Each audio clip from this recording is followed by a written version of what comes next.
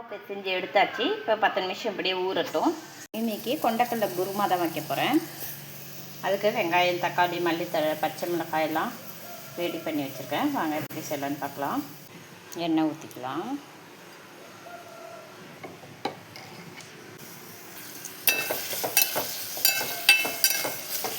வெங்காயம் நல்லா வதங்கட்டும்.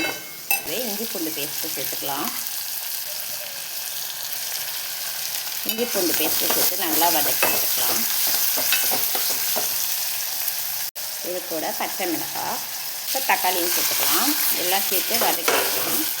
இன்றைக்கி நம்ம வீட்டில் லஞ்சுக்கு நம்ம கொண்டக்கடலை குருமாவும் ரொட்டி தான் பரோட்டா, கோதுமை மாவில் பரோட்டா தான் செய்ய போகிறோம். ஏன்னா எங்கள் பாப்பா இன்றைக்கி ஸ்கூலுக்கு அந்த மாதிரி தான் கேட்டுருந்துச்சு. அதுதான் செய்ய போகிறேன். ஒரே அடியாக லஞ்சுக்கு அதே செஞ்சிடலான்னு பிளான் பண்ணேன். கொஞ்சமாக உப்பு சேர்த்துக்கலாம்.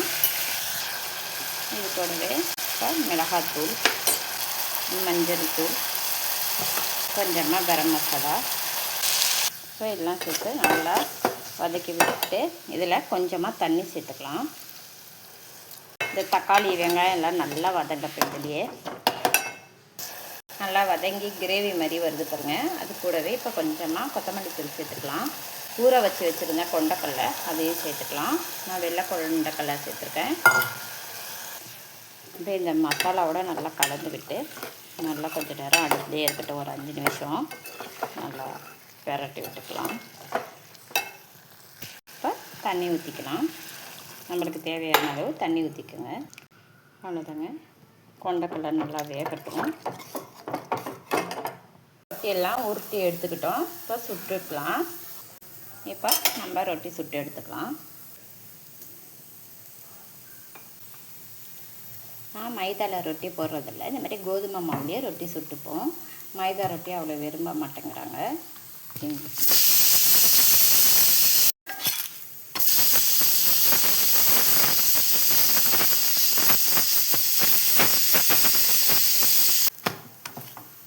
பாருங்க, நல்லா சூப்பராக வந்துருக்கு பாருங்கள் பரோட்டா.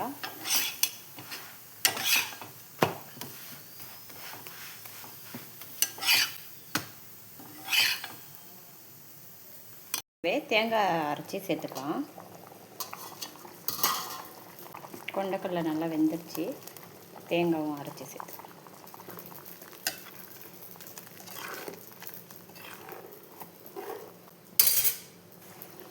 அவ்வளோதாங்க.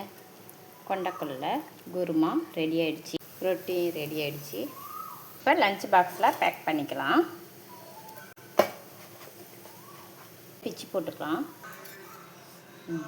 ரொட்டி வச்சாச்சு. இப்போது குருமாவும் ரெடி ஆகிடுச்சு. கொண்டக்கடலை குருமா. இது கூடவே கொஞ்சமாக குருமா சேர்த்துக்கலாம். டீ சாப்பிடும்போது ரொம்ப பிடிக்கும் பசங்களுக்கு.